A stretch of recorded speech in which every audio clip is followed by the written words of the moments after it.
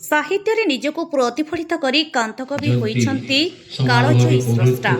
ତାଳପଦା ଜନ୍ମମାଟିରେ କାନ୍ତକବି ଲକ୍ଷ୍ମୀକାନ୍ତଙ୍କ 138ତମ ଜୟନ୍ତୀ ସମାରୋହ। ଯେଉଁ ସାହିତ୍ୟରେ ସ୍ରଷ୍ଟା ନିଜକୁ ପ୍ରତିଫଳନ କରିଥାଏ ସେହି ସାହିତ୍ୟ ହିଁ କାଳଜୟୀ ହୁଏ। କାନ୍ତକବି ଲକ୍ଷ୍ମୀକାନ୍ତ ମହାପାତ୍ର ତାଙ୍କ ଗଳ୍ପ ଓ କବିତାରେ ନିଜକୁ ପ୍ରତିଫଳିତ କରିଛନ୍ତି। ସେଥିପାଇଁ ତାଙ୍କ ସାହିତ୍ୟ କାଳଜୟୀ ହୋଇପାରିଛି ବୋଲି କାନ୍ତକବି ଲକ୍ଷ୍ମୀକାନ୍ତ ମହାପାତ୍ରଙ୍କ 138ତମ ଜୟନ୍ତୀ ସମାରୋହରେ ଅତିଥିମାନେ ମତବ୍ୟକ୍ତ କରିଛନ୍ତି। କାନ୍ତକବିଙ୍କ ଜନ୍ମପୀଠ ଭଦ୍ରକ ଜିଲ୍ଲା ତିହିଡି ବ୍ଲକ ଅଧୀନ ତାଳପଦା ଗ୍ରାମରେ ମଙ୍ଗଳବାର ଓଡ଼ିଶା ସାହିତ୍ୟ ଏକାଡେମୀ ପକ୍ଷରୁ ଏବଂ କାନ୍ତକବି ସ୍ମୃତି ପରିଷଦ ଓ ତିହିଡି ବିଷୁବ ସମୁଖ୍ୟ ସହଯୋଗରେ ଅନୁଷ୍ଠିତ ଏହି ସମାରୋହରେ ଓଡ଼ିଶା ସାହିତ୍ୟ ଏକାଡେମୀ ପୁରସ୍କାରପ୍ରାପ୍ତ ବିଶିଷ୍ଟ କଥାକାର ପବିତ୍ର ପାଣିଗ୍ରାହୀ ପୌରୋହିତ୍ୟ କରିଥିଲେ। ଏଥିରେ ମୁଖ୍ୟ ଅତିଥି ଭାବେ ଜିଲ୍ଲାପାଳ ଦିଲ୍ଲୀପ ରାଉତରାୟ ଯୋଗଦେଇ କାଳଜୟୀ ସୃଷ୍ଟି କାନ୍ତକବିଙ୍କୁ ସ୍ମରଣୀୟ କରି ରଖିବ ବୋଲି କହିଥିଲେ। ବରଣ୍ୟ ଅତିଥି ଭାବେ ବିଶିଷ୍ଟ କବି ହୃଦାନନ୍ଦ ପାଣିଗ୍ରାହୀ, ମୁଖ୍ୟ ବକ୍ତା ଭାବେ ଡକ୍ଟର ଅଭୟ ଦାସ, ସମ୍ମାନିତ ଅତିଥି ଭାବେ ବିଷୁବ ସାମୁଖ୍ୟର ସମ୍ପାଦକ ରଘୁନାଥ ପାତ୍ର ଓ କାନ୍ତକବି ସ୍ମୃତି ପରିଷଦ ସଭାପତି ଚିନ୍ତାମଣି ଦାସ ପ୍ରମୁଖ ଯୋଗଦେଇ କାନ୍ତକବିଙ୍କ ଜୀବନ ଓ ସୃଷ୍ଟି ଉପରେ ଆଲୋକପାତ କରିଥିଲେ।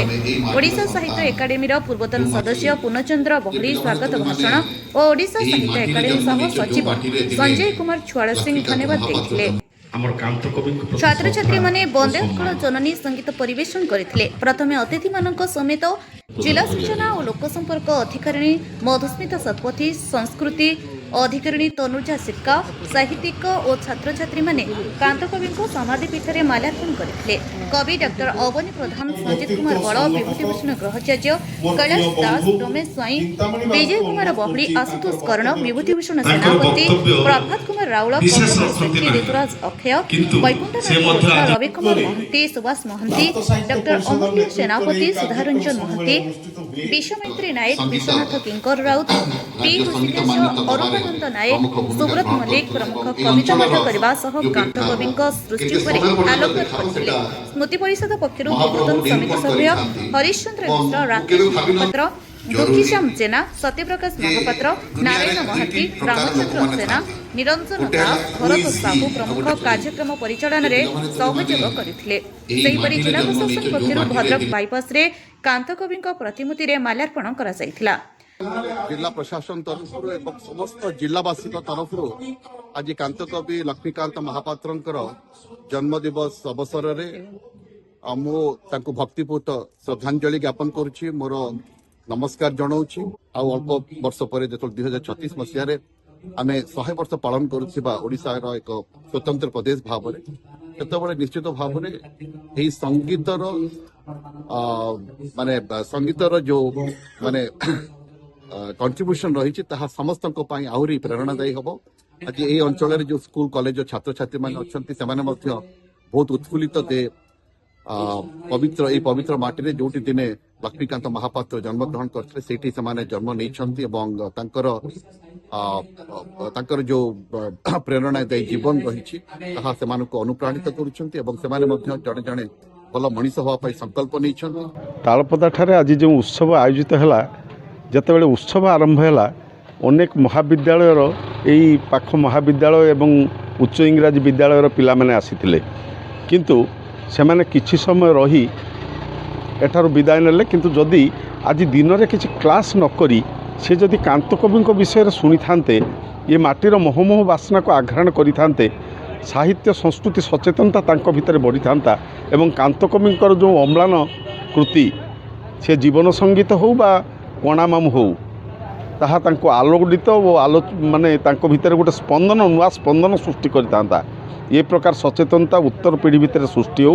ये जो कांतकवि जयंती पालन होची यह माध्यम रे उत्तर पीढ़ी मध्य साहित्य संस्कृति सचेतनता सृष्टि करने संगे संगे वंदे उत्कल जननी जो वंदे उत्कल जननी संगीतर कालजयी स्रष्टा कांतकविंकर अम्लान स्मृति को चिरदिन चिरजाजुल्यमान कर रखिबार महत् उद्यम साधित। अन्यान्य सहयोगी एठारे कलाकर्ता माने समस्त प्रकार सहयोग करछन्ति। प्रकृतरे कांतकवि लक्ष्मीकांतଙ୍କର ଯେଉଁ वंदे उत्कल जननी रचयिता कांतकवि लक्ष्मीकांत महापात्र तांकर माटीरे आज आम ओडिशा साहित्य एकाडेमी तरफ जहाँ एठारे तांकर कृति कृतित्व पर जहाँ वक्तव्य माध्यम जो मान्यगण्य अतिथि मानक आम डाकिछे तांको ठारू बहु कथा एठारे शुणिछे।